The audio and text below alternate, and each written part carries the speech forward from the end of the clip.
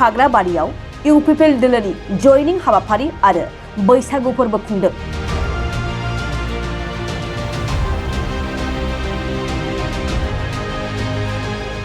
चिरां जिल्ला बारबुथान सिमना दादगारिनि 2 नं खाग्राबारि गेलेग्रा फोथाराव 14 नं चिरां दुवार ब्लक इउपिपिएलनि गिदिरथार जयनिं आरो बैसागु फोरबो फालिनाय जायो।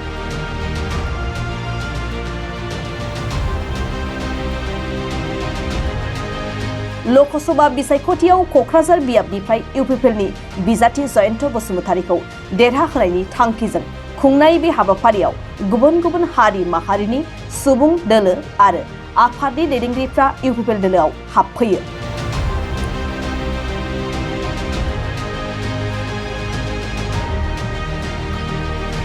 बे हाबाफारियाव बिटिसिनि गाहाय मावफुं सोद्रोमा प्रमद बर', एमसिएलए माधव छेत्री, मावफुं सोद्रोमा रनजित बसुमतारी, बारग' मन्त्रि चन्दन ब्रह्मजों लोगोसे दोलोनि गोबां दैदेनगिरि आरो मावथिफ्रा बाहागो लायो।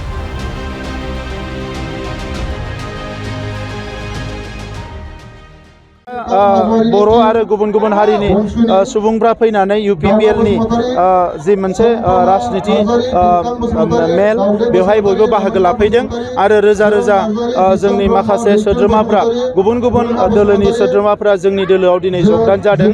मोजां मोनसे थासारि फैदों।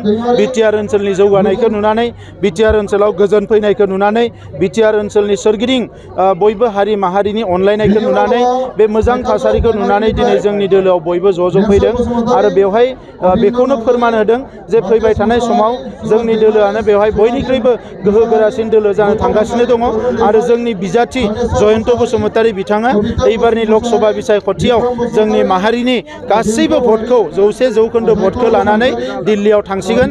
थांनाय 10 बोसोराव हाग्रामा महिलारी आरो बिपिएफनि गोरोन्थिनि थाखाय थांनाय 10 बोसोराव जोंनि एमपिखौ जों खोमाना लादोंमोन, नाथाय जोंनि एमपिखौ जों फिन मोनफिननो थांगासिनो दङ। बिनि थाखायनो आं रायजो राजा बयखौबो साबायखर होदों जे बयबो खौसे जादों दिनै आरो बिथांमोनखौ बयखौबो फैगौ 7 अक्ट'आव जोंनि माहारिनि इयुनखौ नोजोर बोनानै बयबो ट्रेक्टरनि सावगारियाव भट होनानै जयन्त बसुमतारी बिथांखौ गोबां भटआव देरहाहोनो थाखाय आं बयबो खावलायो। नब कुमार सरनिया बिथांनि सार्टिफिकेटआ फेक होननानै हाइकर्टआ प्रमाण खालामबाय आरो बिनि थाखायनो बिथांनि नमिनेशना रिजेक्ट जाबाय आरो बिथांनि सायाव बे थगायनायनि जि मोनसे साजा मोननांगौ बेखौ उननि समाव आयेना होगोन आरो बिथांनि बाथ्राखौ हाइकर्टआसो मिथिगोन।